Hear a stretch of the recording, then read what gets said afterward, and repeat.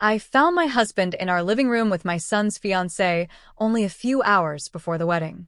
I was about to scream, but then a sound in the hallway froze me. It was my son, Daniel. His face looked like stone. Cold. Empty. He stared at me and whispered, "Mom, I already know. And it's so much worse than you think." If you're loving this story already, please like this video, share it with someone who loves drama, and subscribe so you never miss our stories. Let me take you back to the beginning of that terrible, horrible day. The morning started at 5 o'clock. I couldn't sleep. My eyes just kept opening, staring at the dark ceiling. I told myself it was normal.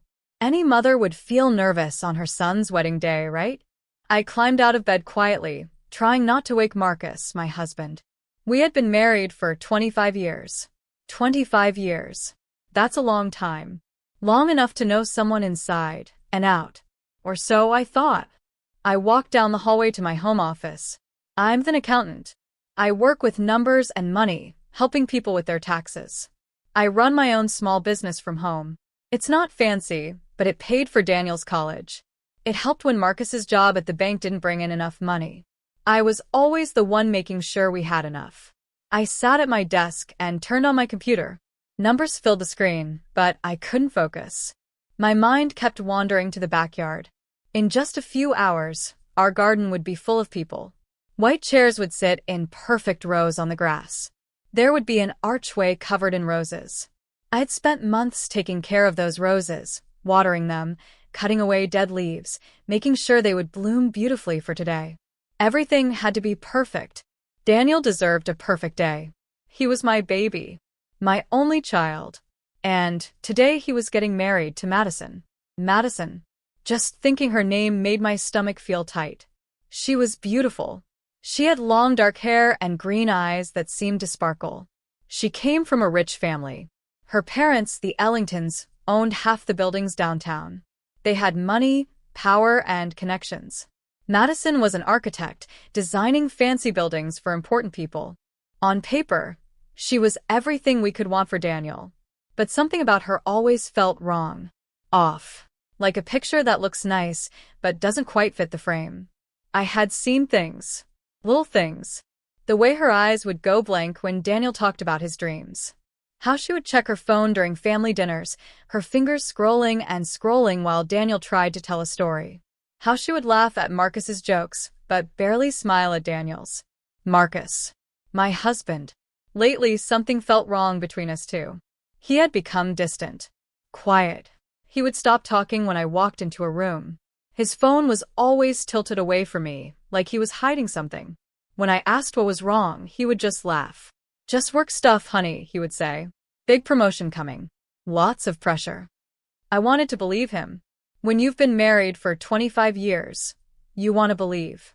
You don't just throw away all that history because of a feeling. A tiny voice in your head saying something is wrong. But the voice kept getting louder. The office door suddenly opened. I jumped in my chair. It was Daniel. He stood there in his pajamas, holding a coffee mug. He looked exhausted. Dark circles sat under his eyes like bruises. My sweet boy had my practical, careful nature, but he got his father's handsome face. Strong jaw. Kind eyes. "Mom," he said softly, "you've been up for hours. The wedding isn't until 4 o'clock. I just want everything to be perfect for you, sweetie," I said, forcing a smile. I closed my laptop. "Where's your dad?" "He left early," Daniel said. Something in his voice sounded strange. Flat. He said something about picking up a gift for Madison's parents. I frowned. This was news to me. Marcus hadn't mentioned any gift. Daniel walked over and sat on the edge of my desk. Suddenly, he looked younger. Like a little boy again. Scared. "Mom," he said slowly, "can I ask you something?" I turned my chair to face him completely. "Of course, honey. What's wrong?" He took a deep breath. His hands shook slightly around the coffee mug. "Do you think Madison really loves me?" The question hit me like a punch. My heart started racing. Of all the things I expected him to say, it wasn't that. "Why would you ask that?" I said carefully. "It's your wedding day." "I know," He stared down into his coffee. Maybe it's just nerves. But sometimes when she looks at me, I feel like she's looking right through me. Like I'm just a box she needed to check off. You know, like a list. Good job? Check. Nice guy? Check. Respectable family? Check. He paused. His voice got quieter. And lately, she's been spending so much time with Dad. They're always talking about money, investments, business stuff. She says he's mentoring her, teaching her about finances. My blood ran cold. I had noticed it too. The way Marcus's eyes followed Madison around the room. How he always found reasons to help her with her coat. To refill her wine glass. To stand close to her. Too close. How he knew exactly how she liked her coffee, without asking. 2 sugars. A splash of milk. Those were things a husband should know about his wife. Not his son's fiancée.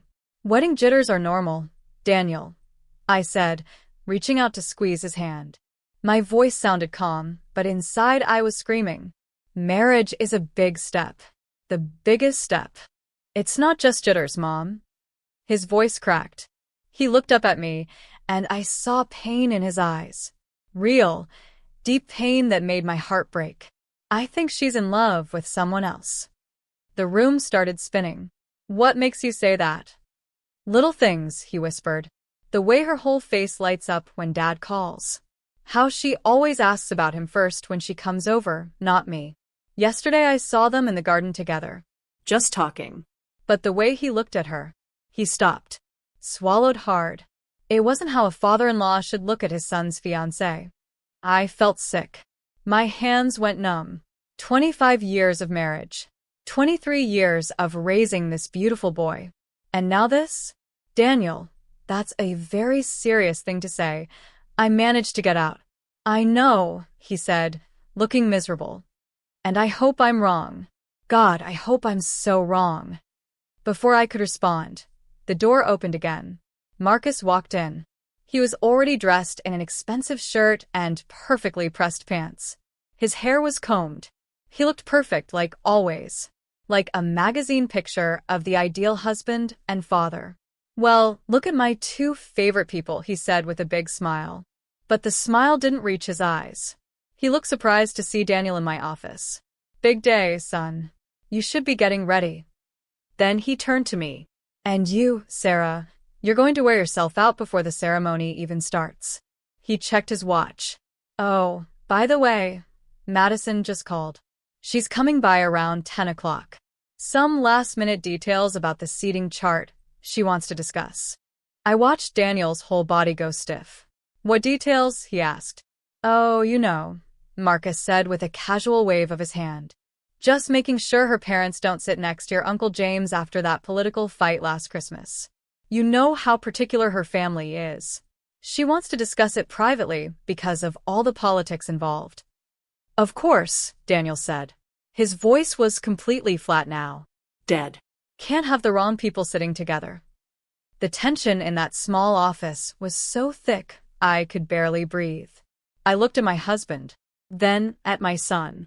And I knew, deep in my bones, that Daniel wasn't wrong.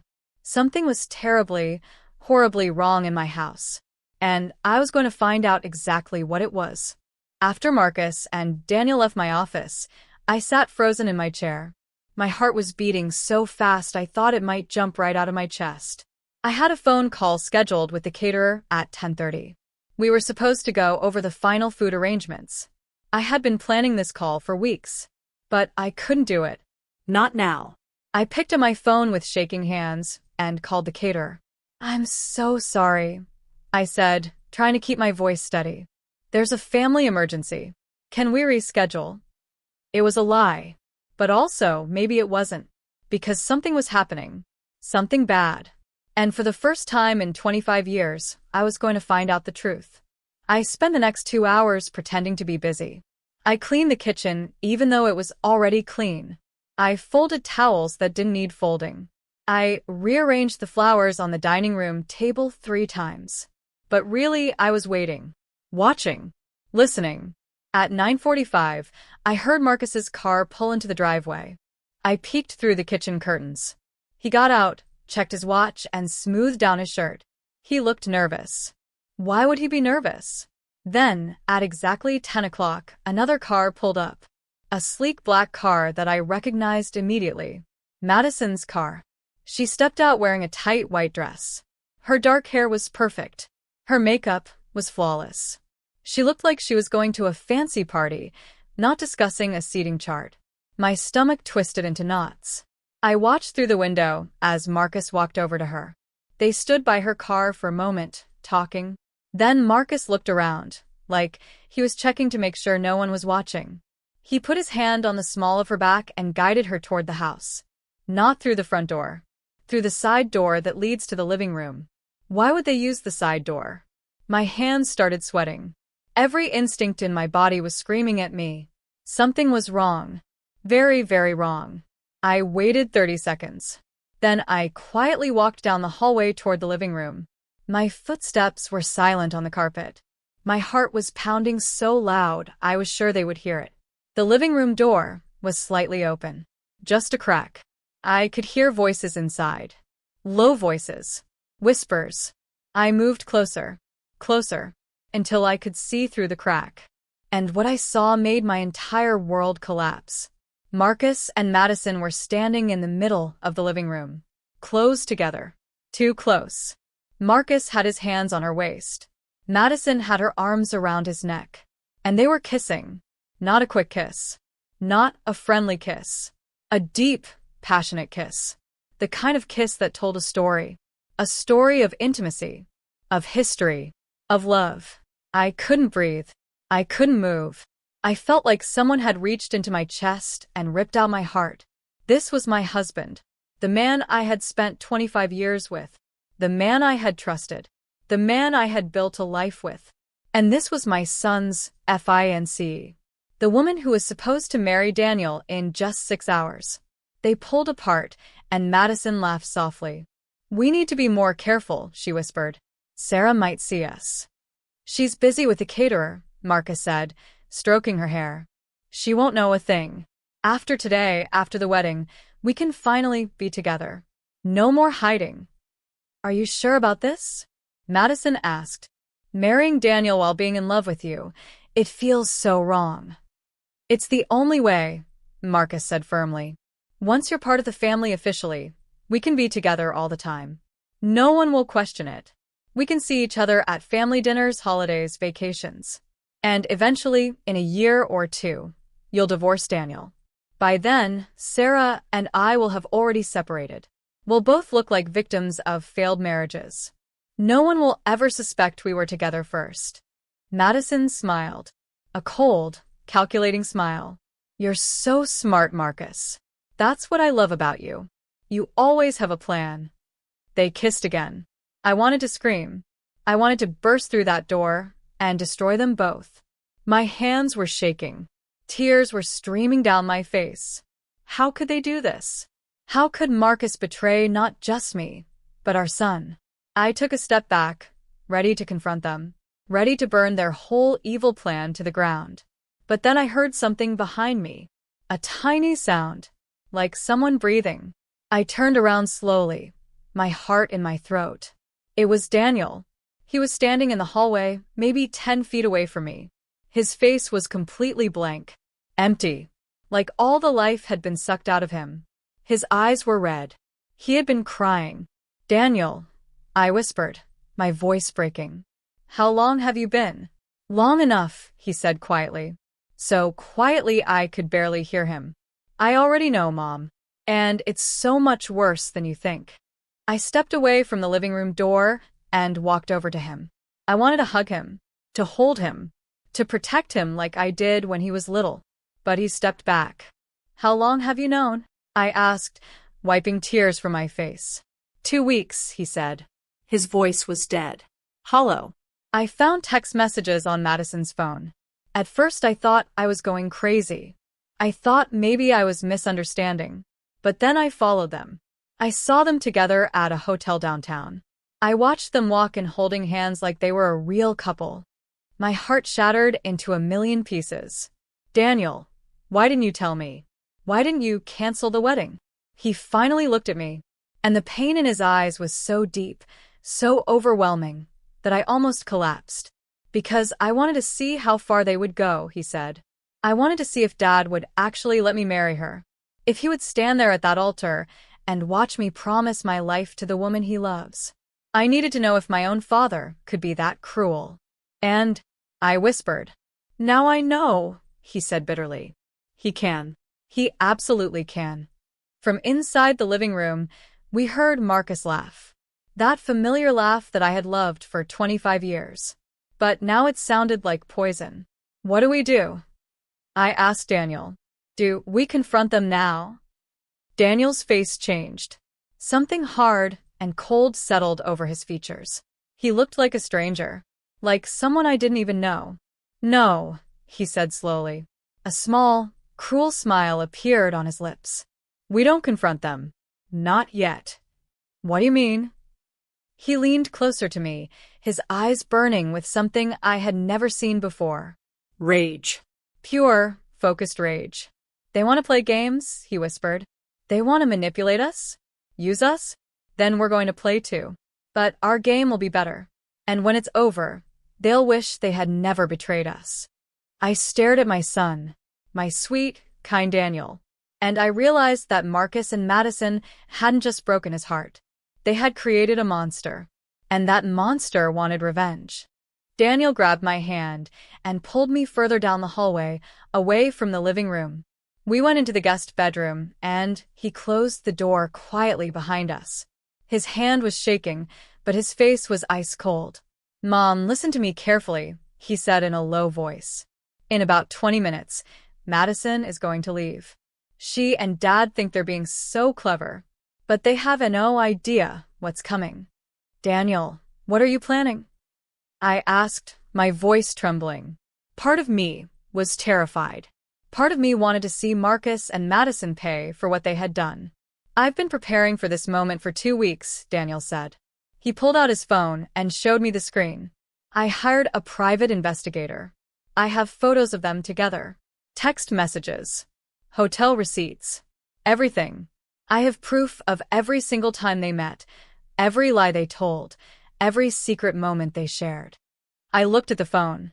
My hands were shaking so badly, I could barely hold it. There were pictures of Marcus and Madison kissing outside a restaurant, walking hand in hand through a park, entering a hotel together. The evidence was overwhelming. Oh my God, I whispered. Daniel, this is justice, he said firmly. But I need your help, Mom. Are you with me? I looked into my son's eyes. The son I had raised to be kind, to be good, to be honest. Marcus and Madison had taken that goodness and crushed it. They had betrayed both of us in the worst possible way. Yes, I said, my voice getting stronger. I'm with you. What do you need me to do? A small smile appeared on Daniel's face. The wedding is still happening, but not the way they planned. What do you mean the wedding is still happening? I asked, confused. Everyone is already coming, Daniel explained. The guests, the caterer, the flowers, everything. It would be a waste to cancel. Plus, Madison's parents invited some very important people. Business partners, investors, the mayor, people who care a lot about reputation and image. I started to understand. You're going to expose them. Not just expose them, Daniel said, his eyes glittering with determination. I'm going to destroy them. In front of everyone they've ever tried to impress. For the next 3 hours, Daniel told me his plan. Every detail, every move. It was brilliant and terrifying at the same time. My son had spent 2 weeks preparing for this moment, and he was ready. At 3 o'clock, guests started arriving. I put on my mother-of-the-groom dress, a beautiful blue gown that I had picked out months ago. I did my makeup. I smiled at guests. I pretended everything was perfect. Marcus stood in the front hallway greeting people, shaking hands, laughing at jokes. He looked so happy, so proud. He had no idea what was coming. Madison arrived at 3:30 with her parents. She looked stunning in her white wedding dress. It was a gorgeous designer gown that probably cost more than my car. Her mother and father beamed with pride. They thought their daughter was marrying a wonderful young man from a good family. They had no idea their daughter was a liar and a cheater. At 3:45, the ceremony began. Everyone took their seats in the garden. The sun was shining. The roses were blooming beautifully. The string lights twinkled overhead. Everything looked perfect. Madison walked down the aisle with her father. She was smiling, but I saw her eyes dart over to Marcus. And Marcus was watching her with love in his eyes. Not watching his son. Watching her. It made me sick. Daniel stood at the altar in his tuxedo. He looked calm. Too calm. The officiant began speaking about love and commitment and trust. The irony was almost too much to bear. "We are gathered here today," the officiant said, "to celebrate the union of Daniel and Madison. Marriage is built on honesty, respect, and faithfulness." I saw Madison shift uncomfortably. Good. She should feel uncomfortable. "If anyone has any reason why these two should not be married," the officiant continued, "speak now or forever hold your peace." This was it. This was the moment. Daniel raised his hand. The entire crowd gasped. Madison's eyes went wide with shock. Marcus half stood from his seat. "I do," Daniel said clearly. His voice carried across the silent garden. "I have a reason." "Daniel, what are you doing?" Madison whispered, her face going pale. Daniel pulled out his phone. "I'm telling the truth. Something you and my father should have done weeks ago." Another gasp from the crowd. People started whispering. Marcus's face turned red. "Son, this isn't the time," Marcus started to say. "No, Dad," Daniel said, his voice sharp. "This is exactly the time. You see, everyone, I discovered something interesting 2 weeks ago. I found out that my beautiful fiancée Madison has been having an affair." Madison's mother stood up. "How dare you accuse our daughter on her wedding day?" "I'm not accusing," Daniel said calmly. He held up his phone. "I'm showing." He pressed a button and suddenly the big screen we had set up for the wedding video started playing. But instead of romantic photos of Daniel and Madison, it showed something else. Photos of Madison and Marcus. Kissing. Holding hands. Entering hotels. Text messages appeared on the screen. "I love you more than anything." Marcus. "I can't wait until we can be together openly." Madison. "After the wedding, we just have to wait a little while, then we can have everything." Marcus. The crowd was in complete shock. People were standing up, pointing at the screen, gasping and shouting. Madison's mother screamed. Her father looked like he was about to have a heart attack. "You see," Daniel continued, his voice steady and strong, "my fiancée isn't in love with me. She's in love with my father. And my father, the man who raised me, taught me about honor and integrity, has been betraying his own son. They planned this whole wedding as a cover, so they could be together without suspicion." Marcus stood up, his face purple with rage. "Daniel, you have no right." "No right?" Daniel's voice exploded with emotion for the first time. "No right? You are going to let me marry the woman you love. You are going to watch me promise my life to her while you two laughed behind my back. You're my father." Madison was crying now, mascara running down her face. "Daniel, please let me explain." "Explain what?" Daniel shouted. "Explain how you used me? How you were going to trap me in a fake marriage while you slept with my father." "There's nothing to explain, Madison. You're a liar. And you," he turned to Marcus, "you're not my father anymore. A real father would never do this." I stood up from my seat. All eyes turned to me. I walked slowly to the front, my head held high.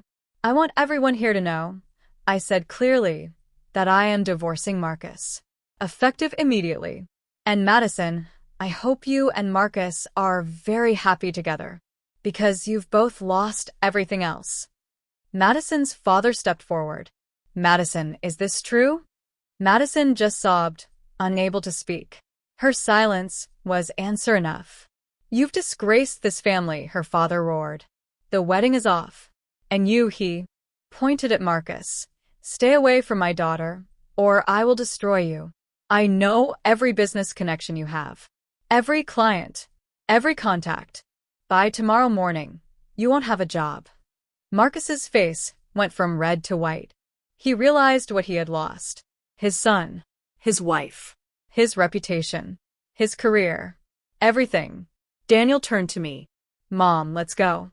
We're done here. I took my son's hand, and we walked down the aisle together. Behind us, we heard shouting and crying and chaos. But we kept walking. Forward. Together. 3 months later, I was sitting in my home office again. But this time, everything was different. The house was quieter now. Peaceful. Marcus had moved out. The divorce was almost final. Daniel had moved back in with me temporarily while he figured out his next steps. He was healing. Slowly. He had started therapy. He was smiling again a little bit more each day. The doorbell rang. I went to answer it. It was a delivery man with a huge bouquet of flowers. "For Sarah," he said, handing them to me. I opened the card. It was from Daniel. "Thank you for standing with me, Mom. Thank you for being strong when I needed you most. I love you, Daniel." I smiled. Tears filled my eyes, but they were good tears this time. We had survived. We had stood up for ourselves. And we were going to be okay. As for Marcus and Madison, last I heard, they tried to make their relationship work. It lasted exactly 3 weeks before they broke up. Turns out, a relationship built on lies and betrayal doesn't have a strong foundation. Who knew? Madison lost her job after her company found out about the scandal. Marcus lost most of his clients. They both got exactly what they deserved. And me? I got my son back. I got my strength back. I got my life back. And that, my friends, is the best revenge of all. If this story touched your heart, please like this video, share it with someone who needs to hear it, subscribe to our channel, and let me know in the comments what you would have done in this situation. Thank you so much for being here with me today. Until next time, stay strong and never let anyone treat you less than you deserve.